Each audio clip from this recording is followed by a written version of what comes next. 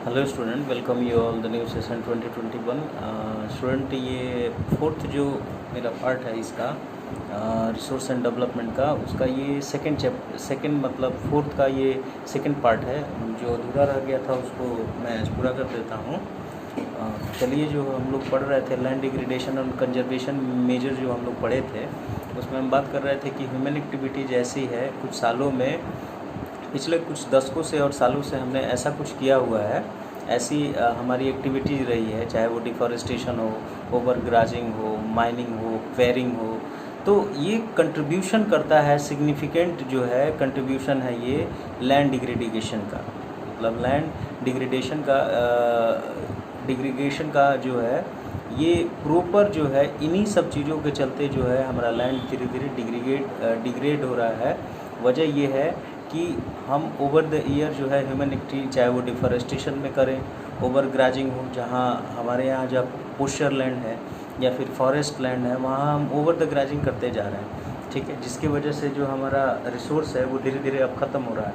Mining की activities ले लें तो माइनिंग भी हम वैसे ही कर रहे हैं, जहाँ माइनिंग थोड़े बहुत जितना रिसोर्स है अवेलेबल उसके हिसाब से नहीं, ना प्रॉपर मैपिंग हो रही है, ना ही उसका मेजर हो रहा है, ठीक है, और हम आवश्यकता से ज़्यादा ही उसको मतलब निकाल पा रहे हैं या एक्टिविटी जैसे कर रहे हैं जिससे कि हमारा जो है लैंड धीरे धीरे डिग्रेड हो रहा है। तो ये सब चीज़ें हैं। तो mining site have leave the scare and traces of overburdening the land. Mining site ऐसी है कि वहाँ खदानें इतनी गहरी तक खोदी जा रही हैं या इतना ज़्यादा ओवर यूज वहाँ है कि जिससे कि आने वाले सालों में हमारे पास जो माइनिंग जो मिनरल ओर है, चाहे वो कोल हो, पेट्रोलियम हो, और भी बहुत सारे जो मिनरल्स होते हैं वो बचे ही ना, ठीक है। तो ये हमारे जो सोर्स हैं उसके लिए बहुत ज़्यादा दिक्कतें हैं। इसके अलावा ये तो है ही लैंड डिग्रेड होने के कारण, इसके अलावा कुछ सालों में जो इंडस्ट्रियल इन्फ्लुएंट होता है, जो वेस्ट होता है उसका, चाहे वो केमिकल वेस्ट हो या इलेक्ट्रॉनिक वेस्ट हो, हम उसको लाके ऐसे ही जो है उसको डंप करते हैं। तो अगर मिट्टी में करते हैं तो लैंड पोल्यूटेड, अगर वाटर में करते हैं तो वाटर पोल्यूटेड। तो ये सारी प्रॉब्लम्स हैं। अब इसको सॉल्व कैसे किया जाए, तो इसको हम लोग सॉल्व कर सकते हैं। जैसे कि कुछ वे हैं, रास्ते हैं, ठीक है। सब मेजर्स जो प्रॉब्लम को आइडेंटिफाई किया गया है उसको हम सॉल्व आउट कर सकते हैं। जैसे कि कुछ तरीके बताए गए हैं, वो क्या है, एफॉरेस्टेशन कर सकते हैं हम। प्रॉपर मैनेजमेंट होना चाहिए ग्राजिंग के लिए कि कितना, मतलब इस पे हम लोग ग्राजिंग कर सकते हैं किसी भी जगह पे तो कितनी मात्रा में कर सकते हैं, कितना परसेंट तक कर सकते हैं। प्लांट का सेंटर बेल्ट होता है, प्लांटिंग करना चाहिए उसका, हमें उसको प्लांट लगाना पड़ेगा, अपने से प्लांटिंग करना पड़ेगा। और उसके अलावा प्रॉपर मैनेजमेंट ऑफ वेस्टलैंड, जो वेस्टलैंड है उसका प्रॉपर मैनेजमेंट होना चाहिए कि वहाँ किस तरीके से उसका यूज किया जाना चाहिए, ठीक। माइनिंग एक्टिविटीज़ जो है, जो ओवर द ईयर्स जो है बहुत ज़्यादा यूज़ किए जा रहे हैं या हम उसको और ज़्यादा एक्सटेंसिव फॉर्म में लेके जा रहे हैं, उसको हमको चेंज करने की ज़रूरत है। या फिर ये कहें कि उसको हमको मतलब मैनेजमेंट होना चाहिए, प्रॉपर मैनेजमेंट होना चाहिए, उसके लिए भी शायद कंट्रोल कर सकें, ठीक है। इस जो प्रॉब्लम आ रही है लैंड डिग्रेडेशन जो हो रहा है, इसको हम कंट्रोल कर सकें इन सब एक्टिविटीज़ को लाके, ठीक है। अब आते हैं आज का जो टॉपिक स्टार्ट हो रहा है, एक और है proper discharge and disposal of industrial influent and waste after the treatment. अगर इंडस्ट्रियल वेस्ट है, ठीक है, तो उसका प्रॉपर ट्रीटमेंट होना चाहिए। डंप करने से पहले उसको वेस्ट जो मटेरियल होता है, केमिकल वेस्ट होता है, इलेक्ट्रॉनिक वेस्ट होता है, तो उसको डंप करने से पहले कहीं भी उसको प्रॉपर ट्रीटमेंट होना चाहिए कि इससे हमारा लैंड को जो किसी तरह की कोई हानि ना हो। इन सब चीज़ों के लिए ये होना चाहिए, तब जाके हम जो है लैंड डिग्रेडेशन को कुछ हद तक हम कम कर सकते हैं। अब सोइल के बारे में समझते हैं। आज का जो टॉपिक है वो है सोइल एज ए रिसोर्स। ये हमें पढ़ना है, जो पीछे का जो थोड़ा बाकी था वो हम आज कवर कर दिए। आज का जो टॉपिक है वो है सोइल एज ए रिसोर्स। मिट्टी भी एक हमारी एक तरह का रिसोर्स का काम करती है, क्योंकि इसके बगैर जितने भी लिविंग ऑर्गेनिज्म जो अर्थ क्रस्ट पे रहते हैं वो सर्वाइव ही नहीं कर पाएंगे। वजह ये है कि मिट्टी बहुत ही ज़्यादा इम्पोर्टेंट या सिग्निफिकेंट रोल निभाती है। जो ह्यूमन लाइफ सर्वाइव कर रहा है अर्थ पे, उसका मतलब उसमें इसका बहुत बड़ा रोल है मिट्टी का, सोइल का। तो है ये कि soil is the most important renewable natural resource. Renewable का मतलब होता है कि ये अपने आप ही बनती है, इसको तो हम बना नहीं सकते हैं, मिट्टी तो हम बना ही नहीं सकते हैं। तो ये करोड़ों साल ये रिन्यूअल होते रहता है, ठीक है। ये फिजिकल फैक्टर हो या फिजिकल क्लाइमेट हो जिसके वजह से चट्टानें टूटती हैं, फिर वो मिट्टी और हवा के द्वारा फ्रिक्शन से वो छोटे छोटे टुकड़ों में टूटती हैं, फिर उसके बाद वो करोड़ों साल लगते हैं उस प्रोसेस में। एक स्मॉलेस्ट पार्टिकल जो होता है मतलब सोइल का, उसको बनने में करोड़ों साल लग जाते हैं। तो ये जो मिट्टी है ये एक रिन्यूएबल नेचुरल रिसोर्स है, ठीक है। इसमें इसके चलते हैं ये जो मिट्टी है हमारी, it is the medium of plant growth and support different types of living organism on the earth. ये कहता है कि इसी के चलते हमारा जो रिसोर्स है ये सोइल, उसके चलते ये मीडियम है जिसमें पौधे उग सकते हैं और ये वेरियस तरह के लाइफ फॉर्म को सपोर्ट करती है जो ऑर्गेनिज्म रहते हैं अर्थ पे, ठीक है। अब इसके बारे में आप लोग तो जानते ही हैं कि ये मिट्टी का फॉर्मेशन कैसे होता है, ठीक है। करोड़ों साल लगते हैं ये, it takes millions of year form a soil up to few centimetre in depth. Various forces of natural such as changes of temperature, action of running water, wind and glacier activities of decomposer and contribute to the formation of soil। अब वो कहा जा रहा है कि करोड़ों साल लगते हैं इसको बनने में, ठीक है। जो डेप्थ है, कुछ सेंटीमीटर डेप्थ है अर्थ क्रस्ट तक जो सोइल हमारा मिलता है, उसको बनने में करोड़ों साल लगते हैं, जिसमें वेरियस फैक्टर जो है, नेचुरल जो फैक्टर है वो अपना रोल निभाती हैं, जैसे कि टेम्परेचर है, एक्शन ऑफ रनिंग वाटर है, वाइंड एंड ग्लेशियर्स है, activities of decomposites contribute to the formation of soil. अब ये बनता है, बनने में इसके नेचुरल जो फैक्टर हैं, फिजिकल फैक्टर, वही काम आते हैं, हम तो इसको बना ही नहीं सकते हैं। इसके अलावा सेकंड टॉपिक है इसका कि पेरेंट रॉक और bed rock, climate and vegetation and other form of life and that time are important factor in the formation of soil.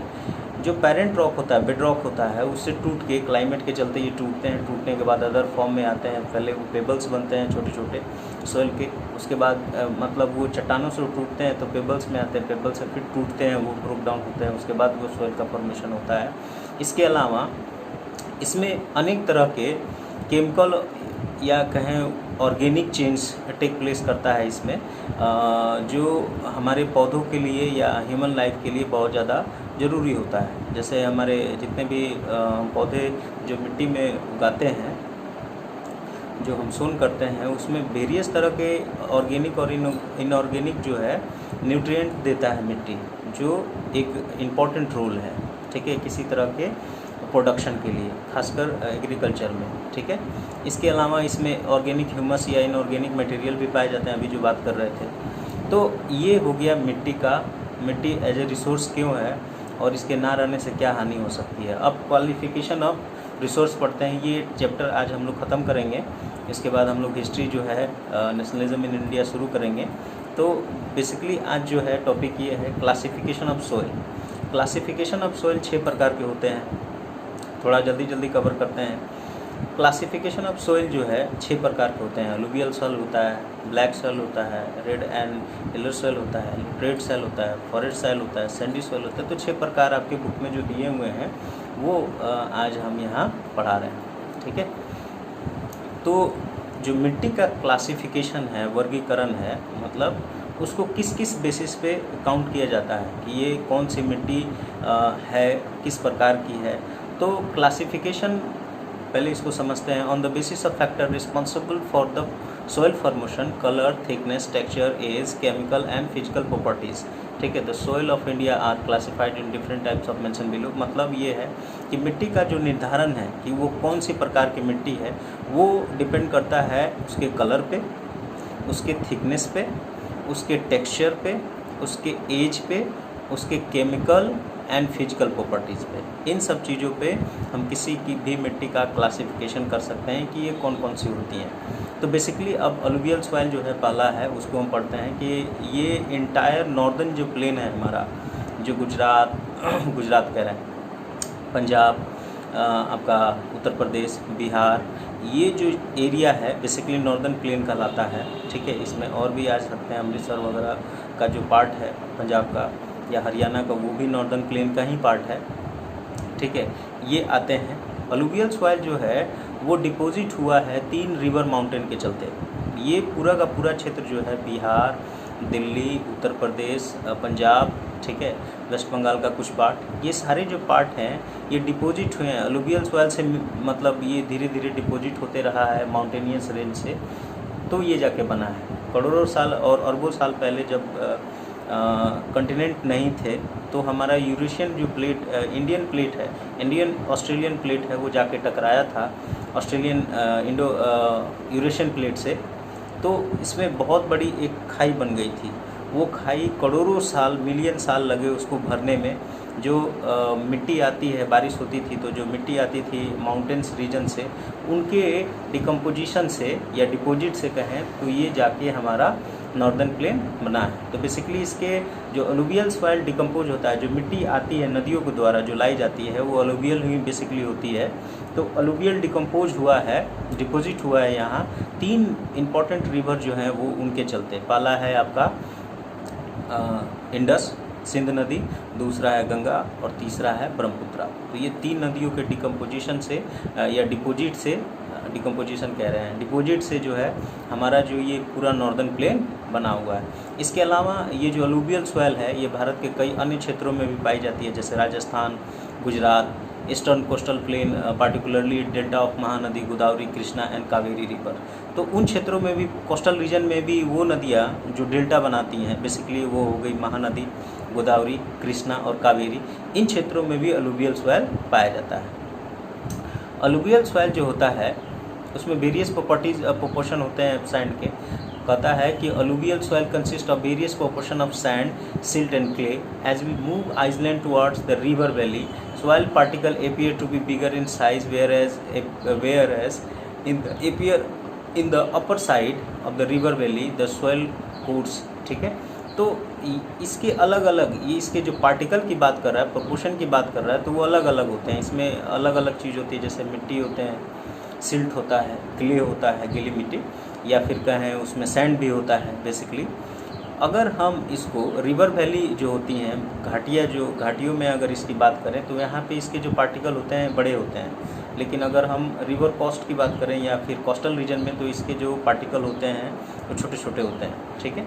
ये अलुवियल जो है एज के अनुसार अगर बात करें कि एज के आधार पर इसको 2 तरीके से क्लासिफाइड किया गया है, जो 9th क्लास में भी आप पढ़े होंगे, भांगर एंड खद्दर।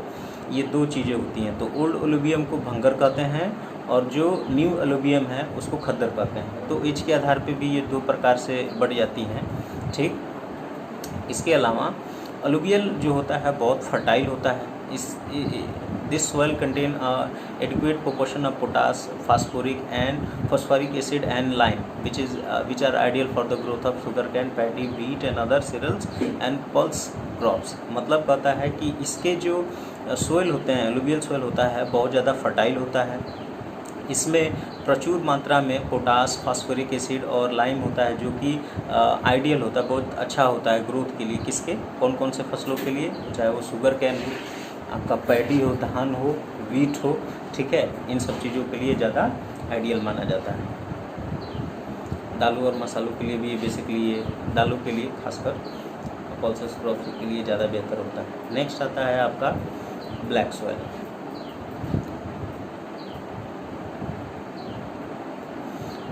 ब्लैक सॉइल जो होता है, रेड, मतलब ये इसका कलर ब्लैक होने के चलते इसका नाम दिया गया है ब्लैक। इसको हम रिगर सॉइल भी कहते हैं।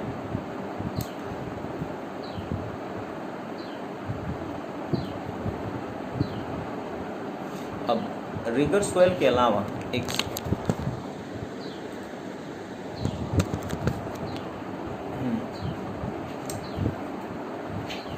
अब पता है कि ब्लैक सॉइल जो होता है, कलर इसका ब्लैक होता है। इसको अलग नाम से भी हम जानते हैं, जिसको हम कहते हैं रिगर सॉइल।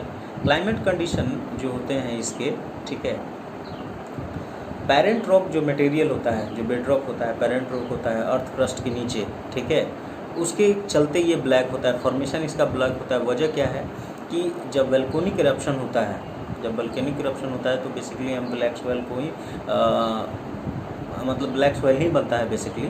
तो जब वो कूल डाउन होता है तो कहता है द सॉइल इज आइडियल। पहले इसको हम समझ लेते हैं कि ये बनता कैसे है। वोल्केनिक इरप्शन जब नीचे से बाहर आता है तो वो जब कूल डाउन होता है तो वो ब्लैक इन कलर का होता है ठीक है। और करोड़ों साल के बाद ये जब टूटता है तो ये मिट्टी भी वैसे ही बनाता है। वजह ये है कि इसका नाम ब्लैक ही पड़ गया है, ब्लैक सॉइल ही इसको हम कहते हैं बेसिकली। इसमें जो फसलें ज़्यादा आइडियल होती हैं, इसमें कौन सी फसलें ज़्यादा बेहतर तरीके से हम उगा सकते हैं, वो है आपका कॉटन, जो बेस्ट होता है। इसमें हम अच्छी तरीके से इसमें ग्रो करते हैं। ये कहाँ कहाँ पाया जाता है, कौन कौन से रीजन में स्प्रेड है हमारे यहाँ बेसिकली। तो ये this type of soil typically of Deccan trap, ठीक है, basalt region spread over the northwest Deccan Plateau is made up of lava flows. Lava आप जानते हैं, जब वोल्केनिक इरप्शन होता है तो लावा निकलता है, जिससे कि प्लेट्यू जो है, डेक्कन प्लेट्यू वगैरह इसी सबसे बने हुए हैं।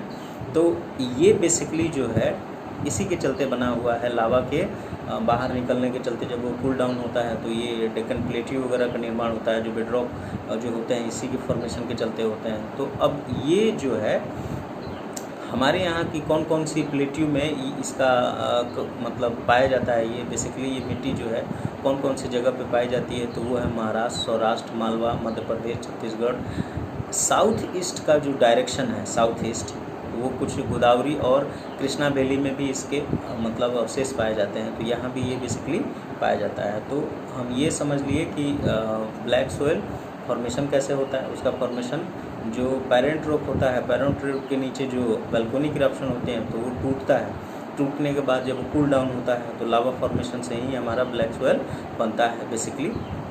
अब इसके बात करते हैं टेक्सचर पे। The black soil made up of extremely fine clayey material and the well known of their capacity to hold moisture. ये जो होता है क्ले होता है, थोड़ा सा गीला मिट्टी जो समझते हैं ना, गीला मिट्टी में पानी जो होता है वो उसको कंटेन करके रखता है, उसकी एक खासियत होती है। वैसे ही इसकी एक खासियत होती है कि ये काफ़ी ज़्यादा मतलब इसकी कैपेसिटी ऐसी है कि ये मॉइस्चर को होल्ड करके रख सकता है, ठीक है। न्यूट्रिएंट रिच होता है, कंटेन कैल्शियम कार्बोनेट, मैग्नीशियम और पोटास एंड लाइम। इसमें भी बहुत तरह के न्यूट्रिएंट जो ब्लैक सोयल होते हैं उसमें भी काफ़ी अच्छी न्यूट्रिएंट होती है, ठीक है। इसमें हम कॉटन वगैरह काफ़ी अच्छे तरीके से उगा सकते हैं, ठीक है। नेक्स्ट पे आता है आपका रेड एंड येलो सोयल, ठीक है। अब ये क्यों होता है रेड एंड येलो सोयल, इसका कारण क्या है। This type of soil develop in crystalline igneous rock in area of flow of rainfall in eastern and southern part of the Deccan plateau. Deccan plateau eastern and western southern part में rainfall जब flow होता है तो igneous crystalline है ये। Igneous rock से इस मतलब सोयल का फॉर्मेशन होता है। इग्निशियस रॉक आप जानते हैं, मिट्टी जो टाइप ऑफ क्या कहते हैं रॉक होते हैं उसमें इग्निशियस भी आता है। तो इग्निशियस में बेसिकली ज़्यादा मात्रा में आयरन मटेरियल पाया जाता है, ठीक है। आयरन होने के चलते ये लुक्स ऐसा करता है, ठीक है। होता है this soil develop the reddish colour due to the diffusion of iron in the crystalline and metamorphic rock. अब दो चीज़ें हैं कि आयरन का जब डिफ्यूजन होता है उसमें रस्टिंग होती है, तो आप जानते हैं उसमें हल्का पीला या रेड कलर का जो है रस्टिंग आता है, तो जिसके चलते ये इसके जो क्रिस्टलाइन होते हैं उसमें भी येलो या रेड कलर आ जाता है। तो बेसिकली ये दो ही कलर रेड से इसका रेंज जो होता है या तो रेड में पाया जाएगा नहीं तो येलो में। इट्स लुक येलो, ये येलो तब होता है जब इसमें हाइड्रेटेड फॉर्म में आता है, यानी इसमें पानी पड़ती है, तब ये हल्का पीले कलर का दिखने लगता है, ठीक है। अब ये पाया कहाँ जाता है, बेसिकली ये पाया जाता है हमारे यहाँ Orissa, Chhattisgarh, southern part of the middle Ganga plain, ठीक है, along with the piedmont zone of the western Ghat से लेके Orissa, Chhattisgarh, southern part of middle Ganga plain का जो सदर्न पार्ट है वहाँ भी ये पाया जाता है हमारे यहाँ, ठीक। नेक्स्ट है लिटरेट सोयल, ठीक है। ये कौन सी सोयल है, लिटरेट सोयल। लिटरेट का मतलब होता है लेटर, यानी बाद में फॉर्मेशन जो होता है इसका बाद में होता है, मतलब रॉक के बाद। लेटर का मतलब तो ये खासकर एक दूसरे शायद यूनानी लैंग्वेज से लिया गया है इसका नाम। लिटरेट सॉइल जो है डेवलप होता है ट्रॉपिकल और sub tropical climate, alternative wet and dry season. देखिए ये ट्रॉपिकल और सब ट्रॉपिकल, उष्ण कटिबंधीय और उष्ण मतलब ऐसा नाम है उसका, बड़ा डिफ़िकल्ट नेम है उसका। तो बेसिकली ट्रॉपिकल और सब ट्रॉपिकल रीजन में क्लाइमेट चेंज के अल्टरनेटिव जो क्लाइमेट चेंज होता है जिसके चलते लिटरेट सॉइल बनता है। ये जो सॉइल होता है उन जगहों में होता है जहाँ पर ज़्यादा रेन होती है, ज़्यादा बारिश होती है। इसका जो एसिडिक नेचर होता है वो मतलब 6 से ज़्यादा होता है, ठीक है। पीएच वैल्यू जो होता है एसिडिक, ये बेसिकली नेचर जो होता है इसका वो एसिडिक होता है। Naturally deficient in the plant nutrient, ये खासकर इसमें पौधे वगैरह जो है वो अच्छे से नहीं होते हैं। This type soil is found in southern state, western Ghat region, Maharashtra, Orissa, sub part of the west Bengal और नॉर्थ रीजन। अब ये कहाँ कहाँ पाया जाता है तो वो आपके बुक में भी दिया हुआ, वहाँ से जाके पढ़ सकते हैं। स्टेट की बात करें तो वेस्टर्न घाट का जो रीजन है उन क्षेत्रों में, महाराष्ट्र में, उड़ीसा में, वेस्ट बंगाल के कुछ पार्ट में और नॉर्थ ईस्ट रीजन में पाया जाता है। इस सॉइल में डिसीडियस फॉरेस्ट जो है एंड एवरग्रीन फॉरेस्ट जो है ज़्यादातर पाए जाते हैं, बिकॉज जो है ये यहाँ पे ज़्यादा बारिश होती है, हेवी रेनफॉल होने के चलते इसका इंटेंस लिंचिंग भी होता है। लिंचिंग का मतलब कटाव भी होती है इन मिट्टियों का, ठीक है, लिटरेट सॉइल का।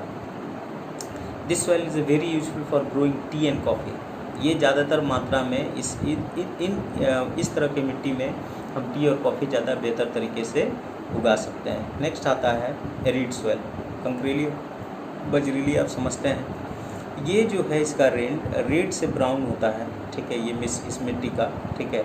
This soil is generally Sandy in texture, saline in nature, मतलब इसका जो टेक्सचर होता है वो सैंडी होता है, बलुई होता है, और नेचर जो है इसका वो सेलिन होता है, खारापन होता है इसमें। And some areas the salt content is very high and common salt is obtained by the evaporating of the water. कुछ जगहों पे तो इससे हम नमक भी प्राप्त करते हैं, ठीक है, जहाँ पे हाई होता है इसका कंटेंट साल्ट का। Arid soil lack human and moisture, इसमें दो चीज़ों की कमी होती है, इसमें ह्यूमस नहीं होता है, आर्द्रता नहीं होती है, ना ही इसमें मॉइस्चर होती है, नमी होती है। नेक्स्ट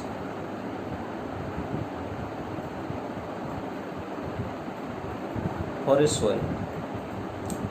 अब forest soil, this soil is found hilly and mountainous area. ये फॉरेस्ट सॉइल कहाँ पाए जाते हैं? बेसिकली ये पहाड़ी और पर्वतीय इलाकों में पाए जाते हैं। इसका जो टेक्सचर होता है लूमी होता है, ठीक है, एंड सिल्टी होता है in valley side and coarse again in the upper slope. ये बेसिकली वहाँ पाया जाता है जहाँ पे कोर्सेज होती हैं बड़ी बड़ी मतलब नदियों के मतलब किनारों पे, ठीक है।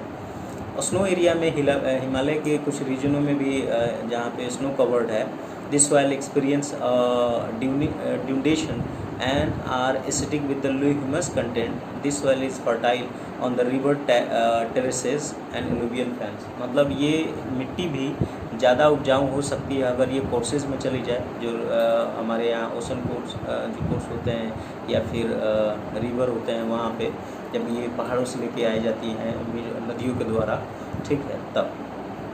नेक्स्ट है लास्ट, ये हो गया आपका ख़त्म, ठीक है। आगे का जो चैप्टर है वो हिस्ट्री का शुरू होगा, नेशनलिज्म, वो काफ़ी इम्पोर्टेंट चैप्टर है आपके लिए और मैं उसको पढ़ाऊँगा भी ढंग से ताकि आपको अच्छे से समझ में आए। जब स्कूल खुलेगा तो दोबारा से भी रिकैप होगा आपका ये जो भी सिलेबस आप पढ़ रहे हैं। इसका नोट्स और PDF जो है आप चाहे तो पेरेंट्स अलार्म पे जाके अपलोड है, वहाँ से ले सकते हैं।